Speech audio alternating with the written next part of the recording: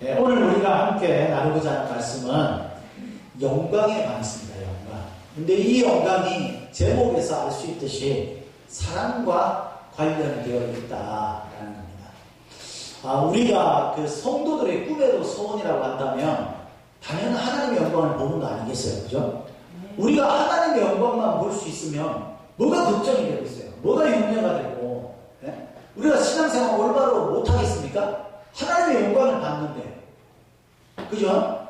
그래서 성도들은요, 무조건 하나님의 영광을 봐야 돼요. 이 하나님의 영광만 볼 수 있다면 여러분들의 신앙의 삶의 차원이 달라질 거예요. 차원이. 근데 오늘 본문 말씀에는 이 하나님의 영광을 보는 하나님께 우리가 영광을 돌리고 그러고 나면서 하나님의 영광이 나타나는 것을 보는 사람들에게는 하나님도 뭐냐면 우리들에게 영광을 주신다라고 그렇게 약속하고 있어요.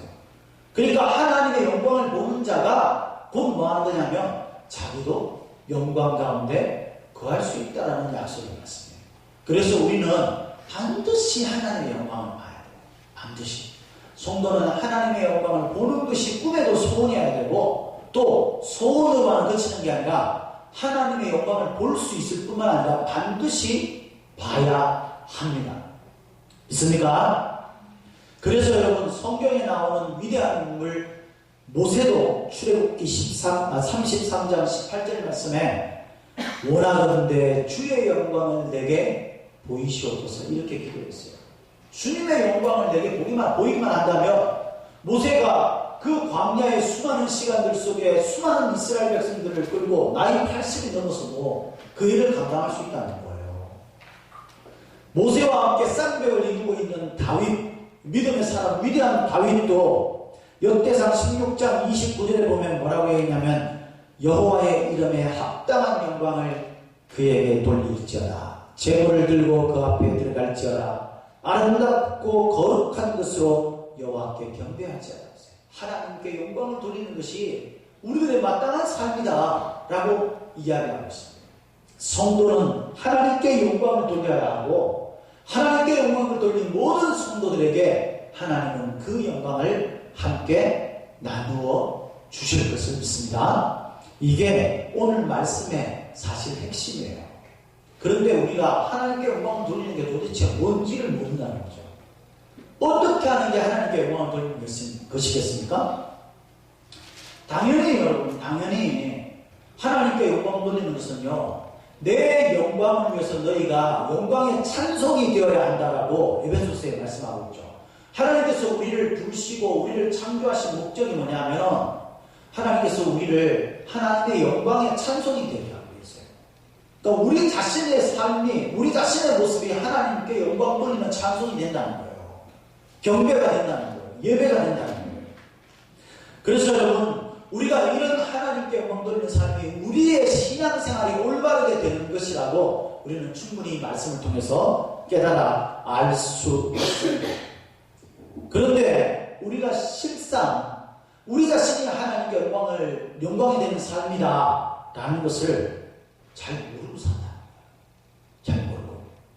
고린도후서 3장 18절 말씀에 보면 이런 말씀이 나옵니다. 제가 참 좋아하는 말씀인데 우리가 다 수건을 벗은 얼굴로 거울을 보는 것 같이 주의 영광을 보매. 지금 우리가 아무리 하나님 앞에 뭔가를 하더라도요, 우리가 하나님의 영광을 보는데 마치 거울을 보는 것 같이 수건을 뒤집어 쓰고 거울을 보는 것, 여러분 그렇게 보면 제대로 보이겠어요? 이 당시에는요, 거울이라고 하는 게 오늘날처럼 그렇게 똑똑하게 보이는 그런 또렷이 보이는 거울이 아니에요. 그냥 옛날 여러분 사람 청동이라든가 이런 데다가 그걸 이렇게 좀 잘 닦아가지고 비치게 하는 그 정도의 거울이, 그러니까 얼마나 답답하겠어요. 그러니까 이렇게 하나님의 얼굴을 보는 것처럼 우리가 보고 있다는 거예요. 그 하나님의 영광을 그렇게 보고 있다는 거예요. 그런데 그 뒤에 보면 이런 말씀이 나와요. 그와 같은 형상으로 변화하여 영광에서 영광에 이르니 곧 주의 영으로 말미암으니라. 우리가 하나님의 영광을 또렷이 보려면 우리가 하나님의 영광으로 변화되는 모습이 있어야 된다는 거예요. 하나님의 영광 가운데로 나가는 우리의 변화된 모습이 있어야 된다는 겁니다. 그러면 그것이 어떤 것이냐? 그게 오늘 말씀이에요. 오늘 말씀에 보면 바로 결론적으로 이야기하면요. 제목에서 나와 있죠. 제목에서. 제목이 뭡니까? 제목. 다 같이 시작. 사랑으로 주의 영광을 보라. 우리가 주의 영광을 보는 방법은 말씀에 의하면 사랑하는 거예요. 왜 사랑하는 거냐? 우리 35절 말씀을 같이 한 번 읽겠습니다. 35절 시작. 너희가 서로 사랑하면 비로소 모든 사람이 너희를 제자되는 아멘. 우리가 서로 사랑하면 우리가 많은 사람들에게나 하나님에게나 어떻게 확정되어지냐면 우리가 예수님의 제자라는 확정이 되어진다는 거예요. 예수님의 제자라고 확정된 사람은 당연히 뭐라고 했어요? 하나님의 영광을 볼 수 있는 사랑하면. 자, 그런데 이거를요, 사람들은 어떻게 생각하냐면 우리가 자꾸 형제 자매들을 사랑하는 것으로 생각을 합니다.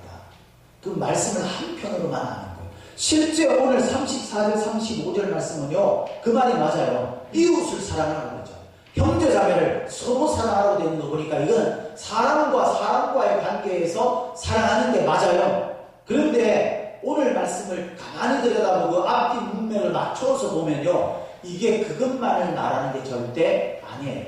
여러분, 계명에 관한 예수님의 말씀은요, 가르침은요, 두 종류로 나타납니다. 오늘 본문 말씀에 있는 것처럼 새 계명이라는 것이 있고요. 새 계명. 이 새 계명은 너희가 서로 사랑하는 거예요. 이게 새 계명이에요. 그런데 이미 하나님께서 주어준 계명이 있어요. 그게 이제 오늘 이 요한복음에는 나오지 않습니다. 요한복음에는 오직 새 계명만 나와요. 그런데 마태복음, 마가복음, 누가복음 이 세 복음서에는요, 그냥 먼저 주어졌던 하나님의 계명이 나옵니다. 그리고 공교롭게도 거기에는 새 계명이 없어요. 희한하죠? 왜냐하면 이 요한을 무슨 사도라고 해요? 사랑의 사도라고 하죠. 사랑의 사도. 왜냐하면 이 요한 1서, 2서, 3서, 다시 말해서 요한 1서에 나오는 뭡니까? 우리가 서로 사랑하는 것이 마땅하도다. 사랑이 없으면 하나님은 사랑이신 이 사랑에 대해서 아주 구구절절하게 기록한 성경을 기록한 사람이 바로 요한이에요. 그래서 요한을 사랑의 사도라고 이야기합니다. 그러니까 요한복음에만 우리가 형제자매들을 서로 사랑하는 새 계명에 대해서 기록을 했어요. 다른 새 복음서에는요, 새 계명이 없어요. 거기는 계명이 딱 하나로 나옵니다. 이 바리새인들과 율법사들이 예수님에게 물어요. 우리가 지켜야 할 계명들을 지키고 있는데 당신이 생각할 때는 이 계명들, 율법들 가운데서 가장 중요하고 큰 계명이 뭡니까? 라고 예수님에게 물어요. 그때 예수님께서 말씀하시죠. 뭐라고 이야기해요? 첫째는 뭡니까? 네 마음과 뜻과 힘을 다하여 주 너의 하나님을 섬기고 사랑하고, 그렇게 되죠. 사랑하고 주 너의 하나님을 사랑하는 것이, 우리가 온 마음과 뜻과 온 힘을 다해서 하나님을 사랑하는 것이 하나님이 저와 여러분들에게 주신 첫 번째 계명이에요. 우선순위의 계명이라는 거예요. 그리고 그 뒤에 이어서 둘째가 뭐예요? 네 이웃을 네 몸과 같이 사랑하는 것이다. 그렇게 말했어요. 그리고 요한복음의 새 계명을 우리에게 주셨는데 서로 사랑하라는 거예요. 이 예수님의 말씀을 모두 우리가 함께 묶어서 정리를 해보면 이렇게 이야기할 수 있죠. 우리가 하나님께서 주신 율법, 계명, 그것을 한마디로 이야기하면 제일 우선순위가 하나님을 사랑하는 겁니다. 그리고 그 사랑의 근거에서, 왜냐하면 하나님은 사랑이시기 때문에 하나님과 사랑하게 되면 하나님, 그 사랑하는 대상이신 그분의 영향을 받는 거예요. 그분이 내 안에 계시고, 그래서 사랑의 본질이신 그분으로 말미암아서 우리가 뭘 할 수 있냐면 이웃을 사랑할 수 있는 거예요. 우리가 서로 사랑할 수 있는 거예요. 그래서 예수님을 사랑하는, 예수님의 온전한 제자라고 확정되어진 사람들은 형제 자매들을 사랑하는 것이 뭐라는 거예요? 마땅하게 되는 겁니다. 당연히 사랑하게 되는 거예요. 이걸 역으로 이야기하면 참 무서운 이야기가 돼요. 거꾸로 이야기하면 이런 겁니다.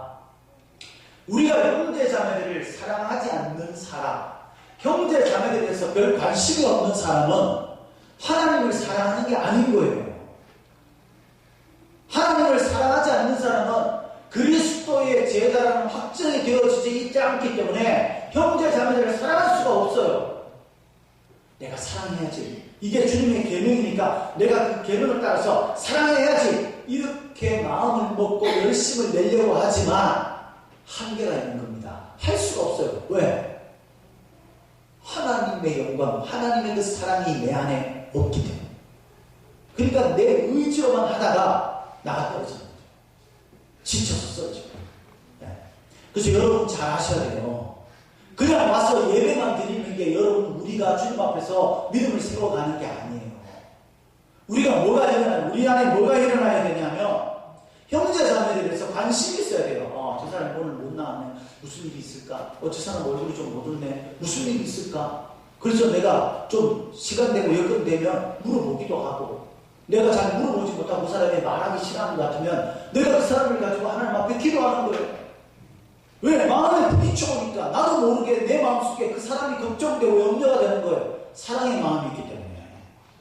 이런 사람이 예수님의 제자인 줄 확정이 되는 거예요. 그런 사람이 뭘 하게 된다는 거예요? 하나님께 영광을 돌리는 삶이 되는 것이고, 그런 사람들에게 하나님의 영광을 받으실 뿐만 아니라 그 하나님의 영광을 동일하게 영광 돌린 사람에게 돌려준다는 거예요. 오늘 말씀은요 참 재밌게 구성되었어요. 오늘 이 말씀이 오늘 큐티 말씀이죠. 그죠? 이 큐티 말씀이 31절부터 38절까지의 말씀이에요. 근데 요게요 다 다른 이야기들이에요. 다 31절 32절 우리 같이 한 목소리 읽겠습니다. 31절 32절 시작.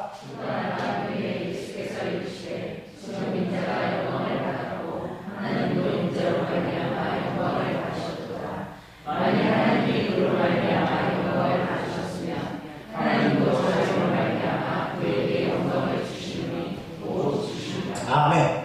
자, 지금 이 31절 32절은요 예수님께서 하나님께 영광을 돌리고 하나님이 나를 영광스럽게 했다 그거죠. 그죠? 그 이야기예요. 영광에 관해서 내가 하나님께 영광이 되게 했고, 하나님이 그런 나를 또 이 말은요 우리가 하나님께 영광을 돌려드리면 하나님께서 예수님이 하나님을 영광스럽게 했을 때 하나님이 예수님을 영광스럽게 한 것처럼 우리가 하나님께 영광을 돌려드리면 하나님께서 저와 여러분들 영광스럽게 한다는 거예요. 할렐루야. 여러분들이 어떻게 하면 이 세상에서 빛나는 삶을 살 수 있습니까? 하나님께 영광을 돌리면서 살 수 있어요? 하나님께 영광을 돌리세요. 그럼 하나님이 저와 여러분들을 하나님의 영광의 자리에 인도하실 줄 믿습니다. 이게 31절 32절 말씀이에요. 근데 여기에 아주 중요한 말씀이 있어요. 31절에 이 말이 예수님께서 이 말씀을 하신 때가 언제냐면 그가 나간 후에 예수께서 이르시되 이렇게 되어 있어요. 그죠? 그가 나간 후에 후가 언제예요? 그가 누굽니까? 가룟 유다죠. 바로 앞부분에 보면 유다가 그 조각을 받고 이게 성만찬할 때 떡 한 조각을 내주면서 네가 나를 팔 거니까 네가 이제 그 일을 해라. 그러면서 예수님께서 떡 한 조각을 떼가지고 가룟 유다에게 주니까 가룟 유다가 그걸 받아가지고 내가 예수를 팔기로 마음에 작정을 하고 나가잖아요. 그죠? 그때 예수님께서 내가 이제 영광을 받았다. 하나님으로부터. 하나님께 영광을 돌려드렸고 하나님이 나를 영광스럽게 했다. 참 이상하지 않나요, 여러분? 영광이라는 걸 딱 떠올리면 왕관 쓰는 거 아니에요? 왕관 쓰는 게 영광이죠. 근데 예수님께서 유다가 팔고 난 다음에 이제 일어날 사건이 뭡니까? 십자가 못 박혀 죽는 거예요. 사람의 눈으로 볼 때 가장 비참하고 초라하고 추하고 가장 저주받았다고 생각하는 모습이 뭐냐면 십자가 위에서 벌거벗고 온몸에 피를 질질 흘리면서 비참하게 죽는 거예요. 창에 찔리고 머리에 가시늘만 쓰고 그렇게 죽는 게 무슨 영광이랑 관계가 있어요. 근데 예수님께서 지금 이야기를 하시면서 이 타이밍에 영광을 받으신다고 했거든요. 그러니까 예수님이 말씀하시는 예수님께서 받으신 영광이 뭐냐면 내가 십자가를 지는 영광이에요. 이 십자가를 짐으로 말미암아서 예수님께서 만왕의 왕 되시는 왕관도 받으시고 더불어서 이 땅에 저주받아서 예수님처럼 초라하게 죽어야 할 인생들이 생명으로 구원받게 되는 역사도 일어난다라는 의미예요. 예수님께서 인류를 사랑하셔서 원수되었던 자들을 사랑하셔서 그들을 위해서 십자가에 피 흘려 죽으시는 사랑의 행위를 할 때에 자신을 희생하는 그 사랑의 가장 정적인 모습이 될 때, 그때 예수님이 하나님으로부터 영광 가운데 높이 들림받게 됩니다. 이걸 이야기하고 있는 거예요. 그리고 이 영광에 관한 이야기를 하다가 뜬금없이 34절 35절에 새 계명을 너희에게 주노니 너희는 서로 사랑하라 라고, 영광과 전혀 상관없을 것 같은 서로 사랑하면 너희가 내 제자인 줄 알리라, 이런 말씀을 하시거든요. 그리고 36절부터 베드로가 예수님이 어디를 가든지 제가 따라가겠습니다 라고 이야기하니까, 네가 지금 호언장담하고 있지만 절대 지금 못 따라온다. 넌 지금 나를 따라올 수가 없다. 근데 언젠가는 따라올 거다. 그렇게 말하면서 내가 죽겠습니다 예수님을 위해서 그랬더니 네가 나를 3번 부인하게 될 거다. 이런 베드로의 인생에는요, 가장 치명적이고 남들한테 너무나 수치스럽고 부끄러운 예수님을 부인하고 예수님을 등지고 믿음을 배반한 그런 행위에 대해서 예수님께서 말씀을 하고 있다. 이게 어떻게 다 한 문단으로 엮여서 이걸 어떻게 우리가 바라봐야 되나. 자, 여러분, 우리가 이제 제가 이 한마디로 이렇게 쭉 설명을 해드릴게요. 이게 어떻게 연관이 되는지. 우리가 가장 여기서 아주 중요한 말씀이, 여러분들 어떤 말씀이라고 생각하는지 모르겠는데, 문맥상 이걸 이해하는데 가장 키포인트가 되는 구절이 있어요. 그게 뭐냐면 33절입니다. 33절 우리 같이 한 목소리로 읽어보도록 하겠습니다. 시작. 작은 자들아, 내가 아직 잠시 너희와 함께 있겠노라. 너희가 나를 찾을 것이나 일찍이 내가 유대인들에게 너희는 내가 가는 곳으로 올 수 없다고 말한 것과 같이 지금 너희에게도 이르노라. 아멘. 자, 이 말씀이 뭐냐면요, 작은 자라는 거예요. 작은 자. 작은 자는 긍정적인 의미로 쓰일 때도 있고 부정적인 의미로 쓰일 때도 있죠. 그죠? 긍정적인 의미로 쓰일 때는요, 천국이 이 작은 어린아이 같은 자가 되어야 된다. 천국에서 큰 자는 작은 자가 되어야 된다. 이럴 때는 긍정적인 의미로 쓰이는 거예요. 근데 부정적인 의미로 쓰일 때는요, 믿음이 작은 자, 믿음이 연약한 자, 이런 자를 이야기할 때에 작다, 믿음이 작은 자다, 이렇게 예수님께서 말씀하시죠. 오늘 본문 33절에서는요, 이게 부정적 의미로 쓰여진 거예요. 지금 현재 상태가 어떠냐면 이 제자들은 전부 믿음이 작은 자들입니다. 성숙되지 못한 믿음을 가지고 있을 때는 예수님이 십자가를 지고 가는 그 길을 따라가지 못하는 거예요. 그래서 지금 내가 어딜 가는데 너희들이 지금 아무리 발버둥 쳐봐도 나를 못 따라온다. 따라올 수 없다. 왜? 왜 따라올 수 없습니까? 믿음이 적은 자들은요, 사랑의 마음이 없어요. 그러니까 희생할 수가 없는 거죠. 우리 교회에서도 자신을 희생하고 섬기는 자를, 그런 자들을 여러분 좀 못한다고 뭐라 그러고 말할 게 아니에요. 그 사람들은 컸기 때문에, 성숙됐기 때문에 남들을 위해서 희생하는 거예요.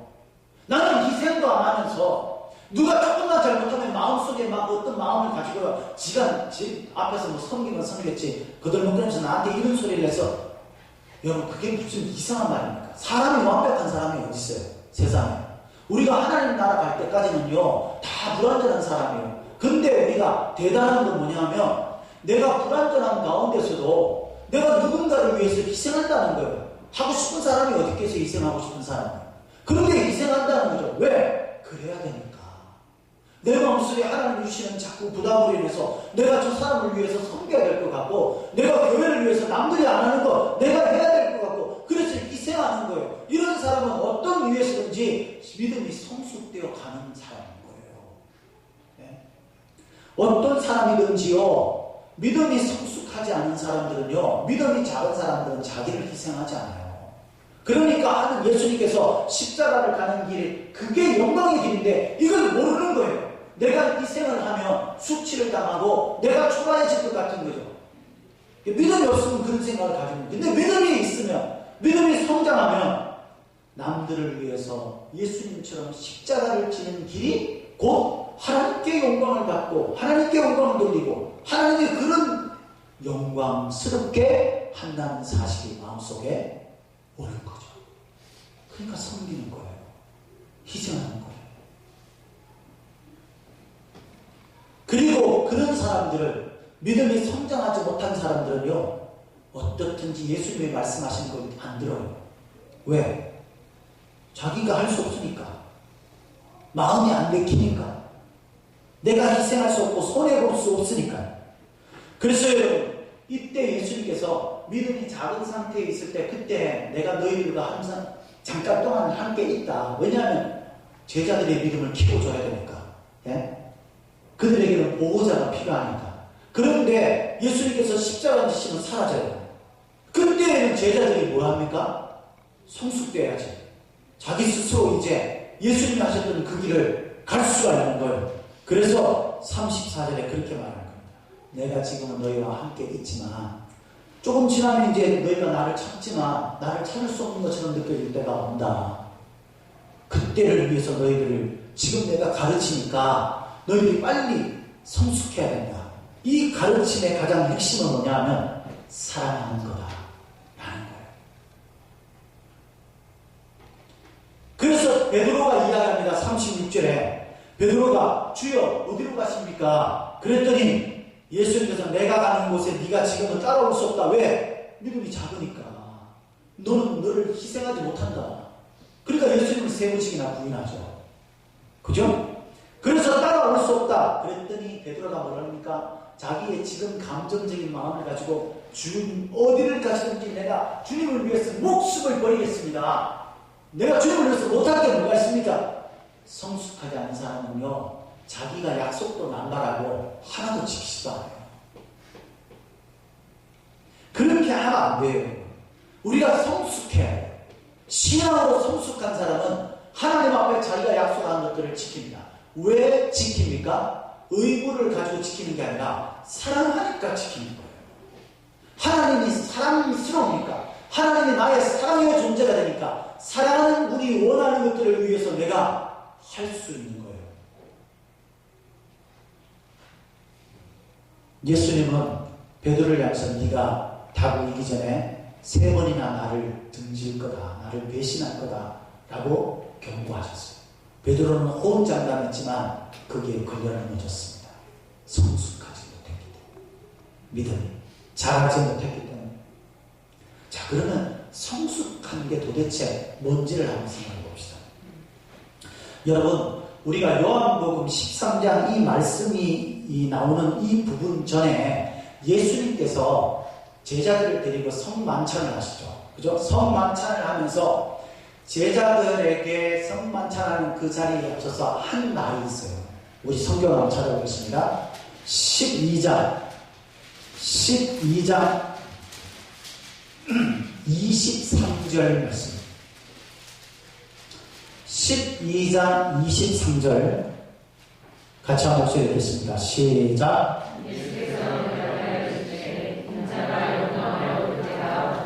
맞습니다. 인자가 영광을 얻을 때가 왔도다 그러면서 24절에 보면 하나의 미랄이 이 땅에 떨어져 죽어야 많은 열매를 맺는다라고 영광과 희생을 다시 한번 연결시켜서 우리에게 확인시켜 주죠. 그죠? 그런데 제가 오늘 여러분들에게 드리고 싶은 말은요, 우리가 서로 사랑하는 게 예수님의 제자인 것을 확증하는 것이 되고, 그럴 때 하나님께 영광이 되면 하나님은 우리를 영화롭게 하신다 라고 이야기하는데, 서로 사랑하는 것은요, 우리가 딱 생각하면 알아요. 그러니까 그 부분에서 제가 말하고 싶지 않아요. 오늘 제가 여러분들에게 말씀드리고 싶은 건요, 서로 사랑하는 마음이 어떻게 생기느냐요. 왜 예수님은 계명 중에서 첫째 되는 계명을 하나님과의 관계, 하나님을 사랑하는 것을 이야기하고 그러면서 이웃을 사랑하라 라고 말씀하셨을까? 우리는 하나님을 사랑하는 마음이 있어야, 하나님과 사랑의 관계가 되어야 사랑의 본질이신 하나님은 사랑이시라 라는 그 사랑의 본질이신 하나님이 내 안에 계시기 때문에 이웃들을 사랑할 수 있다고 좀 전에도 말씀을 이야기했어요. 우리가 이 하나님을 사랑하는 마음이 생기기 위해서 반드시 해야 되는 게 있습니다. 우리가 이 예수님께서 영광을 얻을 때가 왔다 그러면서 이제 이런 것들을 공부하고 우리가 오늘 본문인 23장의 영광에 관해서 이야기를 하면서 영광과 관련해서 12장 28절에 예수님께서 한 행위가 있어요. 한번 보겠습니다. 28절 짧은 한 구절입니다만 28절 끝까지 한번 읽도록 하겠습니다. 28절 12장 28절 시작. 이에 하늘에서 소리하면서 이르되 내가 이미 영광스럽게 하였고 또다시 영광스럽게 하리라 하시니. 아멘. 예수님은요 하나님의 영광을 위해서 하나님께 하나님 영광이 되게 해달라고 기도했다. 이게 뭔 소린가? 여러분 사람은요 사랑하는 사람들은 관계가 없으면 사랑이 되지가 않아요. 한번 생각해 보세요. 여러분. 모르는 사람을 여러분들이 사랑하면 얼마나 사랑하겠어요? 네? 우리가 사랑하는 사람, 정말 내가 어떤 것들을 아낌없이 내어줄 수 있는 사람은요 그 사람과 뭔가 깊은 관계 속에 있을 때 그게 일어나는 거예요. 우리가 하나님을 아무리 우리 입으로 사랑해야 내가 하나님을 사랑해야 되는데 이런 마음들을 이야기하고 뭐 말한다 할지라도 우리가 하나님과 관계를 맺는 우리의 모습들이 없다면 사랑이 안 된다는 거예요. 절대 사랑이 일어날 수가 없어요. 예수님이 누굽니까? 성부 하나님과 삼위일체자는 한 몸이세요. 한 분이세요. 예? 그런 예수님께서 하나님의 영광을 위해서 뭐하고 있냐면 자기가 그냥 마음만 먹으면 그게 성부 하나님의 생각과 마음이 되지 않겠어요? 그런데 성자 예수님께서 하나님께서 아버지의 이름을 영광스럽게 하십시오라고 기도했다는 거예요. 우리가 하나님을 사랑하려면요 하나님 앞에 예배하고 기도하고 말씀 보고 이런 시간들을 가져가야 돼요. 하나님 앞에. 그게 없이 내 안에 무슨 변화가 일어나기를 우리가 원하는, 내가 하나님 앞에 기도하면서 하나님께 영광이 되기를 원합니다라고 할 때 하나님의 음성이 들리면서 내가 이미 영광스럽게 했다라고 말씀하시는 주님의 응답이 나의 삶 가운데 일어나는 거예요. 베드로는 이걸 못했어요. 왜? 베드로가 예수님의 수제자 아닙니까? 그죠? 대단한 사람이잖아요. 예수님을 위해서 죽겠다는데 우리는 그런 말이라도 할 수 있겠어요? 못하죠. 근데 대단한 이 베드로가 왜 넘어졌어요? 왜 넘어졌습니까? 우리가 말씀 중에서 알잖아요. 예수님께서는 십자가를 자신이 하나님이세요. 그런데 예수님께서는 그 사랑의 증표인 이 십자가를 지시기 전에 겟세마네 동산에서 뭐 하셨어요? 땀방울이 핏방울이 될 때까지 하나님 앞에 기도했어요. 자신을 하나님과의 관계에 묶어서 하나님과 더 친밀한 관계가 되면서 하나님의 뜻을 마음에 다시 확인하고 이런 시간을 통해서 예수님은 십자가의 희생을 담당할 수 있었던 거예요. 그런데 베드로는 뭐 했습니까? 베드로는 자, 한번 생각해 보세요. 예수님은 왜 제자들을 같이 데리고 가셨어요? 그 중에서 수제자들이라고 할 수 있는 베드로와 야고보와 요한 3명을 따로 데리고 갑니다. 그죠? 그리고 예수님이 기도하는 모습이 보이는 정도의 거리, 돌 하나 던질 정도는요, 소리가 다 들리고 조금만 신경 쓰면 예수님이 기도하는 모습을 볼 수 있는 위치예요. 그 거리에. 거기에서 베드로와 야고보와 요한을 거기서 기도하라고 그렇게 이야기했을까요? 무슨 차별을 합니까? 그게 아닌 거예요.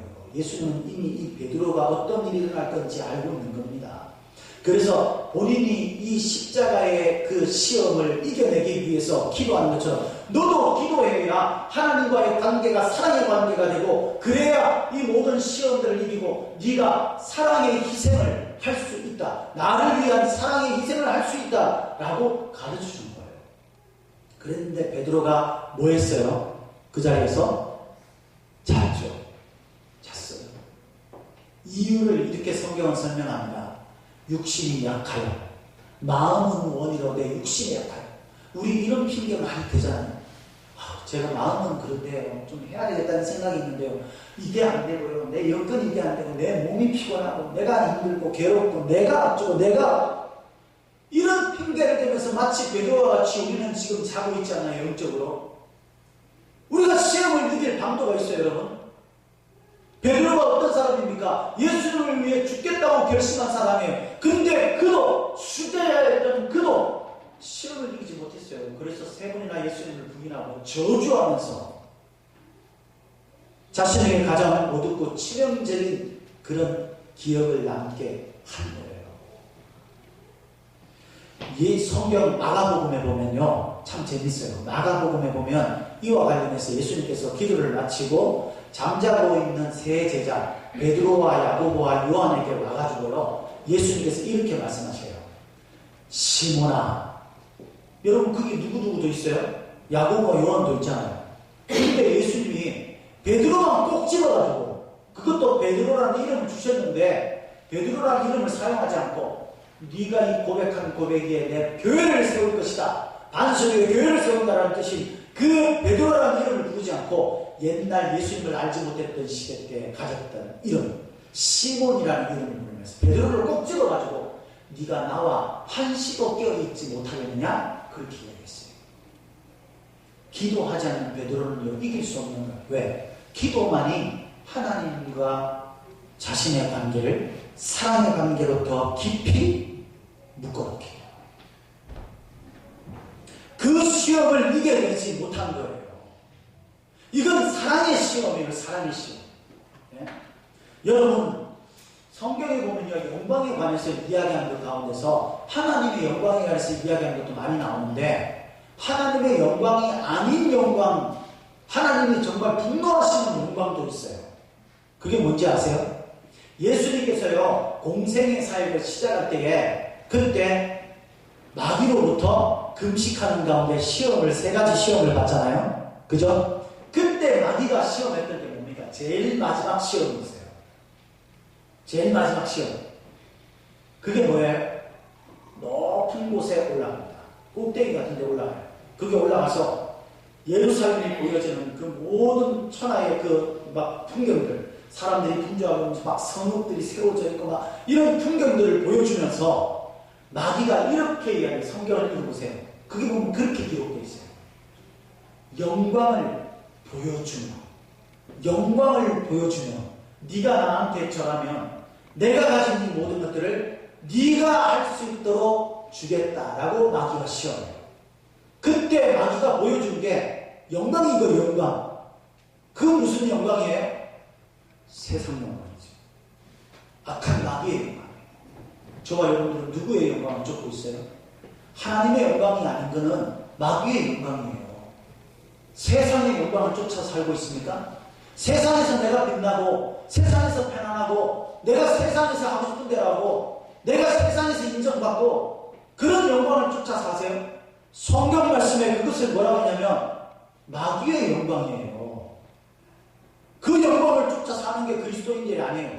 그리스도인들은 예수님께서 지시는 십자가, 사랑의 십자가, 사랑의 영광, 그것이 곧 하나님의 영광. 그 영광이 바로 저와 여러분들을 영화롭게 하는 거예요. 그 영광을 말하는 겁니다. 마침내 베드로는 이 시험에 통과하는 때를 만납니다. 그때는 예수님을 따라갈 수 있게 된 거죠. 지금은 못 온다라고 했지만 그때는 예수님을 따라가는 거예요. 그게 언제예요? 여러분, 이 성경을 읽다 보면요, 진짜 막 머리가 팍 바짝바짝 서고 있잖아요. 이런 막 전율이 느껴질 때가 있어요. 여러분, 이 요한이 지금 이 말씀을 통해서 말하는 거는 이야기했죠. 서로 사랑하는 게 그게 하나님께 영광이 되는 거예요. 그런 영광이 있을 때 우리도 하나님의 영광 가운데 함께 거하는 은혜, 영화로움을 누릴 수 있게 되는 겁니다. 이 사랑에 통과하는 때가 언제냐면 요한복음에 그게 나와요. 제일 마지막 21장에 무슨 사건이 나와요? 예수님이 베드로를 향해서 묻죠. 네가 나를 뭐하느냐? 예수님은 그냥 사명을 주지 않았어요. 내 양을 먹이라, 내 양을 치라, 이렇게 말씀하지 않았어요.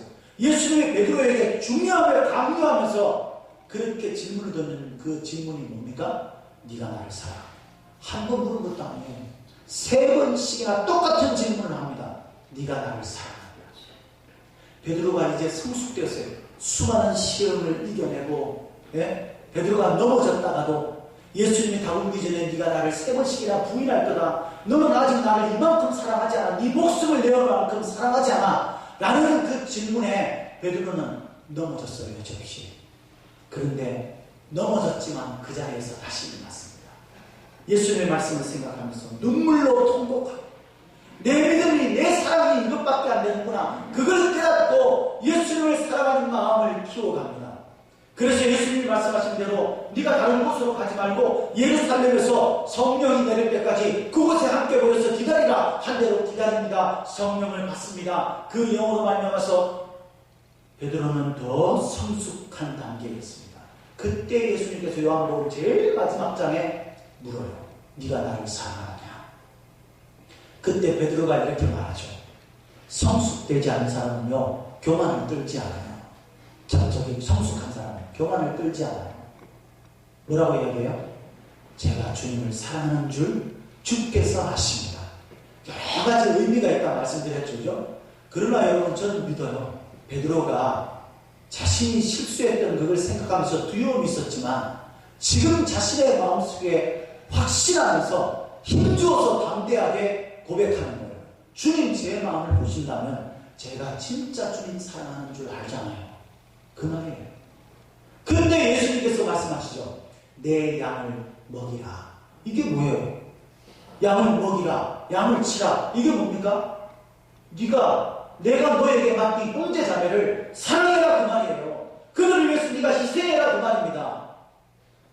그들을 위해서 내가 십자가를 치라 이 말입니다. 예수님께서 그걸 베드로에게 사랑을 확인한 후에 주시는 거예요. 저와 여러분들이 신앙생활 하면서 하나님의 영광에 대해서 관심을 가져야 돼요. 하나님의 영광을 봐야 돼요. 그 하나님의 영광을 보고 하나님께 영광을 돌리는 사람들이 하나님이 다시 그 영광을 반드시 돌려주는 줄, 그래서 우리도 영광롭게 되고 하나님의 영광 가운데 함께 동참하게 되는 줄 믿으시기를 예수님의 이름으로 축복합니다. 이를 위해서 반드시 성숙된 신앙으로 우리가 예수님의 제자라는 확증을 하십시오. 그걸 어떻게 할 수 있습니까? 첫째 되는 계명, 하나님을 사랑해야 돼요. 하나님을 사랑하려면 그냥 되는 게 아니에요. 가만히 있으면 되는 게 아닙니다.